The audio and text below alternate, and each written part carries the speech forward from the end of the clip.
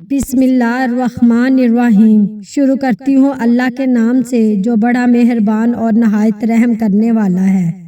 حضرت ابو امبا خولانی رضی اللہ تعالی عنہ بیان کرتے ہیں، نبی اکرم صلی اللہ علیہ وآلہ وسلم نے ارشاد فرمایا، جب اللہ تعالیٰ کسی بندے کے بارے میں بھلائی کا ارادہ کرتا ہے تو اس سے آزمائش کا شکار کر دیتا ہے، اور جب اسے آزمائش کا شکار کرتا ہے تو اس سے مشقت کا شکار کر دیتا ہے۔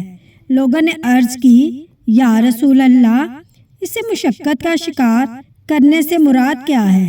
نبی اکرم صلی اللہ علیہ وآلہ وسلم نے ارشاد فرمایا، وہ اس کے اہل خانہ اور مال کو اس کے لیے نہیں رہنے دیتا۔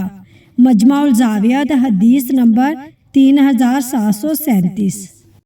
حضرت ابو امامہ رضی اللہ تعالی عنہ روایت کرتے ہیں، نبی اکرم صلی اللہ علیہ وآلہ وسلم نے ارشاد فرمایا ہے، بے شک اللہ تعالی رحمت نازل کرتا ہے اور اس کے فرشتے یہاں تک کہ بل میں موجود چیونٹی اور سمندر میں موجود مچھلی بھی لوگوں کو بھلائی کی تعلیم دینے والے کے لیے رحمت کی دعا کرتے ہیں۔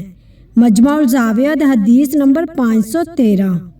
حضرت جابر رضی اللہ تعالی عنہ بیان کرتے ہیں، رسول اللہ صلی اللہ علیہ وآلہ وسلم نے ارشاد فرمایا، شیطان اس بات سے مایوس ہو چکا ہے کہ جزیرہ عرب میں نمازی اس کی پوجا کرے، لیکن وہ انہیں آپس میں لڑانے کی کوشش کرتا رہے گا۔ مشکوٰۃ المصابیح، حدیث نمبر 72۔ حضرت عبداللہ بن عمر رضی اللہ تعالی عنہ بیان کرتے ہیں، رسول اللہ صلی اللہ علیہ وآلہ وسلم نے فرمایا، اللہ نے زمین و آسمان کی تخلیق سے 50,000 سال پہلے مخلوق کی تقدیر لکھی اور اس کا عرش پانی پر تھا۔ مشکوٰۃ المصابیح، حدیث نمبر 79۔